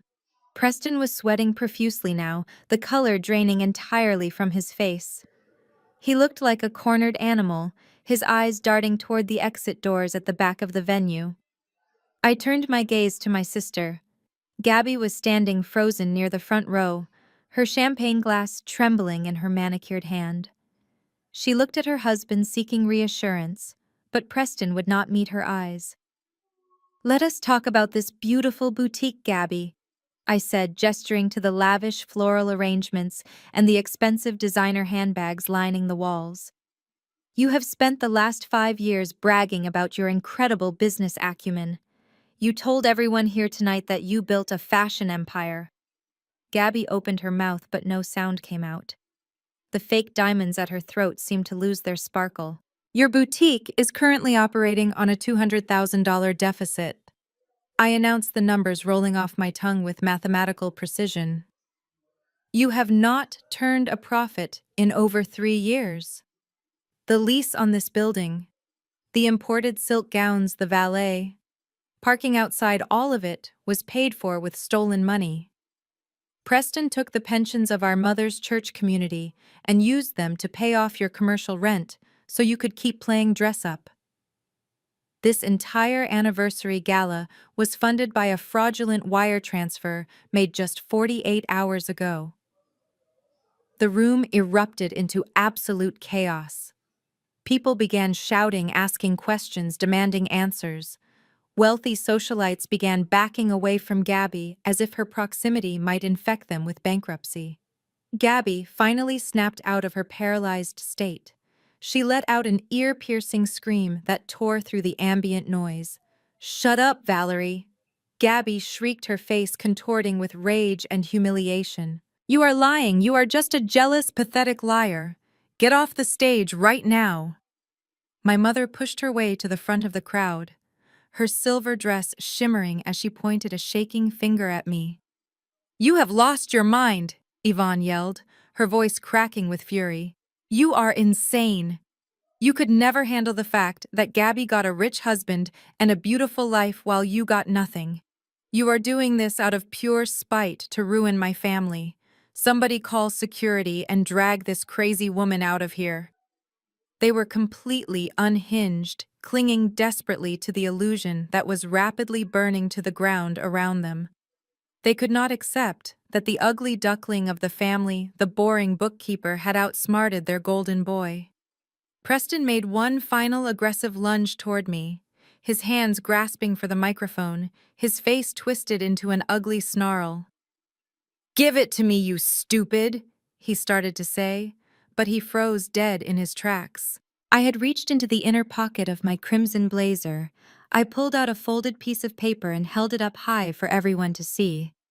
At that exact moment, the large digital projector screen behind me, the one Gabby had been using to display glamorous photos of her boutique, flickered to life.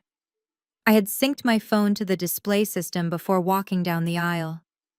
The screen illuminated the massive venue, casting a bright white light over the shocked faces of the guests.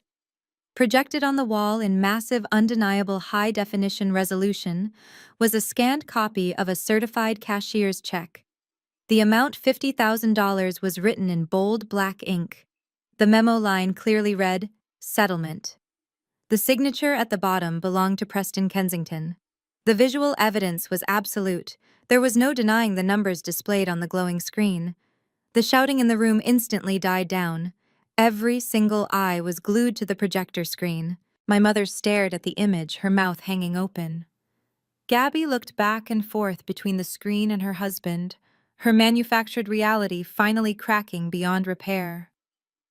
I looked directly at Preston, who was now trembling uncontrollably on the stage beside me. I held the microphone close to my mouth and delivered the final blow. "He asked me to meet him at his exclusive country club this afternoon," I told the silent room. "He handed me this check. He tried to buy my silence with your stolen retirement funds, but as a forensic accountant, I prefer my ledgers balanced." The heavy silence that followed my words hung in the air for only a fraction of a second. Before Preston could even attempt to formulate another lie, before my mother could scream another insult, the quiet evening was violently shattered. A deafening wail of sirens pierced the thick glass of the boutique. It was not just one siren, but a chorus of them converging on the building from every possible direction. Suddenly, the floor-to-ceiling windows of Gabby's extravagant storefront were flooded with violent flashes of red and blue light. The strobing colors cut through the soft ambient glow of the crystal chandeliers, casting harsh, erratic shadows across the faces of the terrified guests. The elite politicians and wealthy socialites who had been drinking stolen champagne just moments ago began to back away toward the center of the room, their eyes wide with mounting panic. Deacon Wright and Widow Carmichael clung to each other, watching in stunned disbelief as the reality of my presentation manifested right outside the front doors. The heavy glass entrance doors were thrown open with such force they slammed against the interior walls. Dozens of federal agents poured into the lavish event space. They wore dark tactical vests emblazoned with the bright yellow letters of the FBI and the IRS. The sheer overwhelming presence of federal law enforcement completely suffocated the last remaining traces of the anniversary gala. An agent near the front immediately pulled the plug on the sound system, killing the faint background music that had somehow still been playing. The room was now filled entirely with the harsh static of police radios and the commanding shouts of agents securing the perimeter. "Nobody move!" a senior agent barked, pointing toward the stage where Preston and I stood. "This is a federal warrant. Step away from the exits and keep your hands visible." The socialites began to shriek, their expensive gowns brushing against each other as they scrambled to get out of the way of the advancing tactical units. I did not move a single muscle. I simply stood on the stage in my crimson suit and turned my head to look at my brother-in-law. The slick, arrogant wealth manager, who had spent years making racist microaggressions and parading his white privilege, was completely gone. In his place was a terrified coward. Preston looked at the advancing federal agents, then looked at the heavy velvet curtains covering the rear exit near the stockroom. He did not check on his wife. He did not look back at my mother, who was standing frozen in the front row. He shoved violently past a caterer, knocking a tray of expensive imported truffles onto the marble floor, and sprinted toward the back of the boutique. He was running for his life, his custom-tailored suit jacket flapping wildly behind him. But Preston was not a tactical mastermind. He was just a scam artist and agent. Mitchell had anticipated his exact escape route. As Preston burst through the velvet curtains and grabbed the brass handle of the rear exit, the door swung open from the outside. Agent Mitchell stood there, an immovable wall of federal authority. Preston let out a pathetic, desperate sound and tried to pivot back toward the main room. But he was not fast enough. Mitchell stepped forward, grabbing Preston by the lapels of his $3,000 suit, and threw him aggressively to the ground. The impact echoed loudly over the chaos of the room. Preston hit the polished marble floor hard. The wind knocked completely out of his lungs. Mitchell drove his knee into the small of Preston's back, pinning him down with clinical efficiency. Preston writhed and kicked, trying to squirm out of the hold, but two other agents quickly flanked him, grabbing his wrists and forcing them behind his back. The cold, sharp click of heavy steel handcuffs snapping shut around his wrists was the most beautiful sound I had ever heard. Across the room, Gabby finally snapped out of her paralyzed state. The sight of her husband, her golden ticket to high society, being pressed face down into the floor by federal agents completely shattered her fragile mind. She let out a blood-curdling shriek and launched herself forward. Her champagne-colored beaded gown tangled around her ankles as she tried to sprint toward the rear of the store. "Get off him!" Gabby screamed, her voice tearing through her throat. "Get your hands off my husband! You cannot do this to us! Do you know who we are? My husband is a millionaire. He manages millions of dollars. You are ruining my anniversary party." She flailed wildly, swinging her manicured hands at the nearest federal agent. The agent, a stern-looking woman in a tactical vest, caught Gabby's wrists effortlessly and pushed her back, creating a firm physical boundary. "Mom, step back and calm down," the agent ordered. Gabby refused to listen. She thrashed and sobbed, her perfectly contoured makeup running down her face in dark, ugly streaks. Her fake diamonds clattered against the agent's vest as she desperately tried to fight her way to Preston. "We are wealthy," Gabby wailed, her voice echoing with pure, unfiltered delusion. We belong to the country club. My sister is just a jealous liar who made all of this up to destroy my perfect life. Let him go right now. While Gabby threw her massive tantrum in the middle of her ruined party, a team of IRS agents began moving methodically through the boutique. They did not care about her screaming or the horrified stares of the wealthy guests. They carried thick stacks of legal paperwork and heavy rolls of brightly colored tape. One of the lead agents walked directly up to the main display wall, the one Gabby had spent tens of thousands of dollars decorating with imported silk and custom shelving. The agent pulled a massive bright orange notice of federal seizure out of his folder. He slapped it directly onto the center of the wall, pressing it down firmly over the pristine designer wallpaper. The bold black letters on the orange paper declared that the property and all its contents were now under the absolute control of the United States government.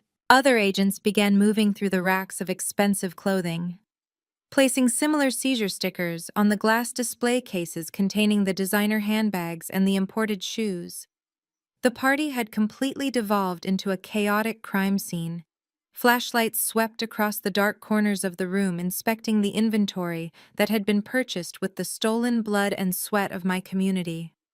I stood on the stage watching the absolute destruction of their fake empire. The loud, obnoxious jazz music had been replaced by the sound of Miranda rights being read to Preston Kensington. Gabby was collapsed on the floor, sobbing hysterically while her friends pretended not to know her. The wealthy socialites were being detained at the door to give their statements to the FBI. The dazzling, beautiful facade that my mother and my sister had built to make me feel worthless was currently being boxed up and cataloged as federal evidence. The ledger was finally balanced, and the view from the top was breathtaking. I stepped down from the wooden stage, the crisp click of my stiletto heels somehow cutting through the cacophony of shouting federal agents and panicked socialites. The red and blue emergency lights sweeping across the boutique illuminated the absolute wreckage of my family's false kingdom. I walked through the crowd, moving with the slow, deliberate pace of a woman who had just finished auditing a crime scene. No one tried to stop me. The federal agents recognized me from Mitchell's briefing, and the wealthy guests instinctively parted out of my way, terrified that any proximity to me might implicate them in Preston's massive fraud. I kept my eyes locked on one specific target. My mother Yvonne was standing near the front of the room, completely paralyzed. The imposing matriarch who had slapped me across the face and banished me from her home just a few days ago was now trembling like a frightened child. Her elaborate silver dress caught the violent flashes of the police lights, making her look washed out and fragile. She was staring at Preston being dragged out the back doors in heavy steel handcuffs, but her mind was clearly refusing to process the reality of the situation. She was desperately clinging to the delusion that this was all just a terrible misunderstanding, that her brilliant white son-in-law would somehow fix everything with a few phone calls to his powerful friends. I stopped exactly 2 feet in front of her. She slowly turned her head to look at me, her eyes wide and glassy. Her jaw was trembling, and for a second, I thought she might actually apologize or ask me to explain what was happening. Instead, the deep-seated toxicity that defined her entire existence flared up one last time. She glared at me with absolute hatred, her fists clenching at her sides. She opened her mouth and hissed that I was a monster, that I had orchestrated this entire federal raid just to ruin her perfect life and destroy her golden child's anniversary. I did not react to her venom. I simply reached into my leather briefcase and pulled out a thick, heavy manila folder. It was the physical manifestation of my entire forensic investigation, the indisputable mathematical proof of her blind foolishness. I held the folder out toward her. My mother stared at the brown paper envelope as if it was a venomous snake refusing to take it from my hands. I did not waver. I pushed the folder directly against her chest, forcing her to grab it or let it fall to the floor. Her trembling fingers instinctively closed around the thick stack of paper. "Read it," I commanded, my voice perfectly calm and completely devoid of the daughterly affection she had spent my entire life squandering. Look at the bank statements, Mom. Look at the wire transfer receipts bearing the official stamp of Kensington Capital. She fumbled with the clasp of the folder, her manicured nails catching on the thick paper. She pulled out the top sheet, a detailed financial ledger I had highlighted in bright yellow ink. Her eyes darted across the numbers, her breathing becoming shallow and erratic, as the complex financial jargon slowly translated into a reality she could understand. She saw her own name. She saw the exact account numbers of her lifetime retirement fund. Your $500,000 retirement is completely gone, Mom. I said the truth, ringing out with cold, clinical precision. Preston wired every single cent of it to an offshore trust account in the Cayman Islands yesterday afternoon. He used your unquestioning trust to drain your entire future to pay for this absurd party and his own escape plan. My mother shook her head side to side, a low whimpering sound escaping her throat. No, she gasped, staring at the paper. Staring at. No, he is a wealth manager. He promised me a 20% return. He promised he was protecting it for my grandchildren. I did not let her retreat into denial. I pulled the second document from the folder and held it up right in front of her face. It was a property deed modification. Oh, and he did not just take your liquid cash. I continued, my tone slicing through the chaos of the room like a scalpel. He used the power of attorney you blindly signed over to him last month to take out a massive second mortgage on your house. He liquidated the equity in the very home you kicked me out of. You do not just have $0 in your bank account, Mom. You are hundreds of thousands of dollars in debt. You are completely, utterly bankrupt. The sheer, crushing weight of the mathematical truth finally broke through her psychological armor. The proud, arrogant woman who had spent 32 years telling me I was an ugly disappointment, a boring bookkeeper, a bitter sister suddenly realized that she had handed her entire existence over to a predator. She realized that the daughter she despised was the only one who had actually told her the truth. Yvonne dropped the manila folder. The papers scattered across the imported marble floor, mixing with the spilled champagne and the crushed white roses. A guttural, agonizing wail tore from her throat, a sound of pure, absolute devastation. Her knees buckled beneath her, and she collapsed completely, folding in on herself as she hit the ground. She clutched her head, rocking back and forth, crying out to a god who was not going to save her from her own greed and stupidity. I looked past my weeping mother to the center of the room. Gabby was sprawled on the floor, her expensive champagne-colored gown soaked in spilled drinks and covered in the dust of the federal raid. Her flawless makeup was completely destroyed, running down her face in dark, ugly tracks. She was clutching her 14-year-old daughter Harper tightly against her chest. The arrogant teenager who had deliberately dumped garbage on me just a week ago was now sobbing hysterically, burying her face in her mother's ruined dress, absolutely terrified by the armed agents securing the building. They sat there huddled together on the dirty floor, surrounded by seizure notices and the flashing red and blue lights of federal justice. The golden child, the spoiled niece, the enabling matriarch. They had spent their entire lives looking down on me, calling me worthless, and treating me like trash. But as I stood over them in my immaculate crimson suit, watching them weep amidst the ruins of their fraudulent empire, the visual irony was absolute perfection. Stripped of their stolen money and their fake designer labels, they looked exactly like the garbage they had once accused me of being. I did not offer them a hand up. I did not offer them words of comfort or promises of financial support. I had audited their lives and closed their accounts permanently. I turned my back on the pathetic, sobbing mess on the floor. I walked smoothly through the center of the boutique, my heels clicking a final steady rhythm against the marble. I pushed open the heavy glass front doors and stepped out into the cool, refreshing Atlanta night air, leaving the toxic wreckage of my former family entirely behind me. 6 months have passed since the flashing lights of the federal raid painted the windows of my sister's fake boutique. I am currently standing in my own corner office on the 40th floor of a sleek downtown high-rise building. The panoramic view of the Atlanta skyline stretches out before me, a sprawling grid of glass and steel.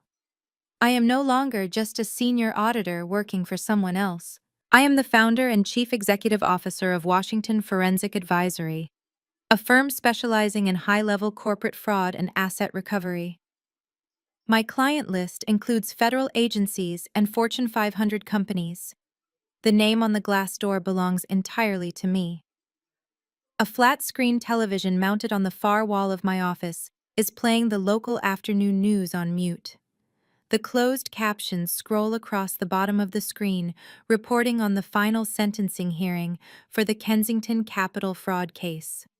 Preston Kensington, the arrogant white wealth manager who thought he could steal from black church elders and buy my silence with their own money, has officially been sentenced to 15 years in a federal penitentiary. There is no possibility of early parole. The camera shows him being led out of the courthouse looking haggard and utterly defeated. His bespoke suits have been permanently replaced by a standard-issue orange jumpsuit. His arrogant smirk is gone, replaced by the hollow stare of a man who finally understands he is nothing. The news segment briefly flashes photos of the co-conspirators and the seized assets. Gabby is entirely bankrupt. The IRS stripped her of everything to pay back the victims of the Ponzi scheme. Her leased mansion was vacated, her fake designer bags were auctioned off by the state, and her country club membership was publicly revoked. I heard through the federal prosecutor's office that she is currently working 50 hours a week folding clothes at a discount retail store just to afford the minimum monthly payments on her massive tax debt. Harper had to pull out of her elite private school and is now attending the local public school, learning a very harsh lesson about what it actually means to look like trash. The entitlement she learned from her parents has been violently corrected by reality. My mother, Yvonne, lost her large suburban home entirely. When the bank realized the second mortgage was fraudulent, they initiated a rapid foreclosure. She was forced to move into a cramped, subsidized apartment complex on the outskirts of the city. She no longer sits on the finance committee at her church. She no longer hosts lavish charity dinners. She is a social pariah, living in complete isolation, completely shunned by the community she helped Preston rob. The people she once looked down upon are now the only ones showing her any pity, and she absolutely hates it. She traded her own flesh and blood for a temporary illusion of wealth, and now she is paying the ultimate price. The heavy oak door to my office opens quietly. My executive assistant, a sharp young woman named Maya, walks in holding my afternoon espresso and the Daily Mail. She sets the coffee on my polished mahogany desk and hands me a small stack of sorted envelopes. Two of them immediately catch my eye. They are not crisp corporate letters. They are plain, cheap envelopes with handwritten addresses. I recognize the sweeping, dramatic handwriting of my sister Gabby on the first one. The second one bears the tight, jagged cursive of my mother Yvonne. There are no return addresses, but the postmarks correspond to their new, low-income zip codes. I do not need to open them to know exactly what they say. I can practically hear their desperate voices through the thin paper. They are begging for financial help. They are pleading for forgiveness. They are likely using the exact same manipulative language they used my entire life, talking about family loyalty and blood being thicker than water. They want the wealthy, successful sister to swoop in and rescue them from the devastating consequences of their own actions. They want me to open my wallet and rebuild the luxurious facade I burned to the ground. They want to pretend none of the abuse ever happened. I pick up both envelopes, holding them loosely between my fingers. I stare at the names written on the front, feeling absolutely nothing for the women who sent them. A year ago, the quiet, passive version of Valerie might have opened them. She might have read the desperate apologies and felt a tiny sliver of guilt. She might have considered writing a check just to make the emotional manipulation stop. But that version of me died on my 32nd birthday, covered in sticky soda and discarded food. The woman standing in this office does not negotiate with parasites. She does not entertain the apologies of predators who only feel remorse because they got caught. I do not open the letters. I do not tear them in half. I walk over to the heavy-duty industrial crosscut shredder sitting discreetly next to my filing cabinet. I press the power button, listening to the quiet, lethal hum of the steel blades spinning to life. I drop my mother's letter into the feed slot. The machine grabs the paper, instantly pulling it down and shredding her fake apologies into 1,000 unrecognizable tiny pieces of confetti. I drop Gabby's letter in right after it, watching her desperate pleas for cash get obliterated into dust. It is the most satisfying sound in the entire world. I turn off the machine and walk back to the floor-to-ceiling window. I look at my reflection in the tempered glass. I am wearing a flawless tailored blazer, the fabric perfectly pressed and absolutely immaculate. My posture is straight, my expression serene. I take a slow, warm sip of my espresso, looking out over the city I now conquer on my own terms. I do not need to call them to gloat. I do not need to send a letter back rejecting their apologies. They will sit in their cramped apartments, checking their mailboxes every single day, waiting for a response from the daughter they threw away. They will wait for the rest of their miserable lives. The ultimate unbroken silence is my final revenge.